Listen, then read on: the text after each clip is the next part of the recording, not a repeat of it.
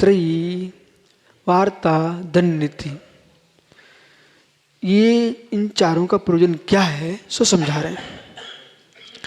आन्वीचिक्याध्यात्म से त्रैवेद्यज्ञासु वार्ता कृषि कर्मादिका दंड शिष्ट पालन दुष्ट निग्रह।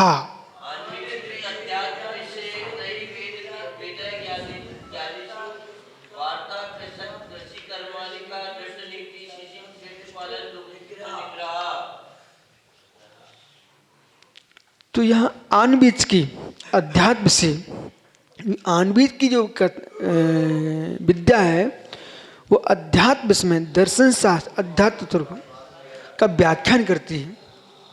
उससे क्या लाभ है? इनका प्रयोजन अध्यात्म की सिद्धि के लिए क्या है?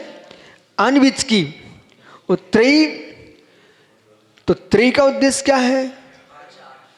आचारांग, ठीक है। वेद ज्ञानसु, तो वेद ज्ञानसु मतलब सिद्ध चक्र, नंदीश्वर, पंचकर्णाक विधान, पूजा पाठ, ठीक है। ये क्रियाएं करना, ये क्या है?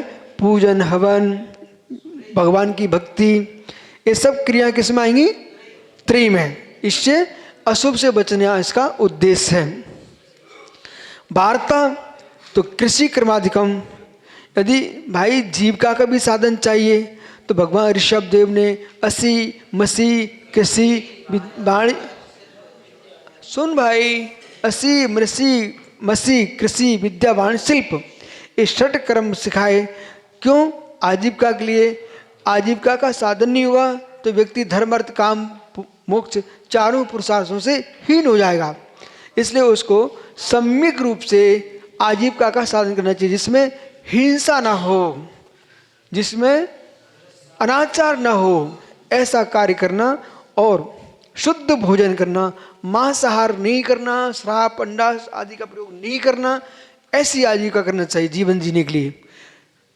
रचना के लोलुपियों ने सर्वत्र ग्रंथों में मांस की महिमा गा दी, और आयुर्वेद शास्त्र भी लिखे, उनमें मांस का प्रयोग करा दिया। जबकि वनस्पति, रसायन, औषधियाँ इतनी महत्वपूर्ण हैं, उनमें मांस की कोई भी आवश्यकता नहीं है। अपितु मांस खाने से तो और बीमारी बढ़ती है। दूसरे के शरीर की बीमारी, हे मनुष्य तेरे शरीर में प्रवेश कर जाएंगे। इसलिए मांस खाना घोर पाप के साथ, अपने शरीर के साथ अन्याय है। रोगों का पिंड मांस। तो कृषि आदि करके, तो कृषि का मतलब मुर्गी पालन नहीं है, कृषि का मतलब मछली पालन नहीं है, कृषि का मतलब बकरी आदि पालन का पालन कृषि नहीं है।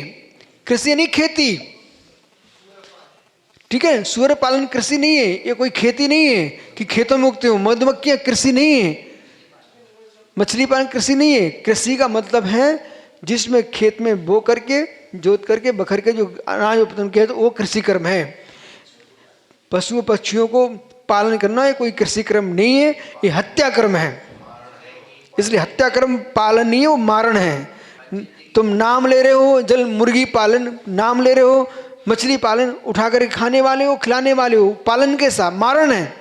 पालन वो होता है आपने धान उगाया, सारे जगत के पशु पक्षी मानव सबका पेट भरता है। इसलिए कृषि कर्म। दंड नीति, शिष्टा पालन। अब दंड नीति नहीं होगी ना, तो अशिष्टों का, उद्दंडों का निग्रह नहीं करोगे ना, तो दुष्ट इतने बढ़ जाएंगे, शिष्टों का जीवन ही गड्ढे में चला जाएगा। तो शिष्टों का जीवन के लिए, शिष्टों की रक्षा के लिए दुष्टों का निग्रह करना, ये जो है दंड नीति का उद्देश्य है। दंड का मतलब दंड अधिकारियों अपने दंड का दुरुपयोग नहीं करना चाहिए, गरीबों को नहीं सताना चाहिए है।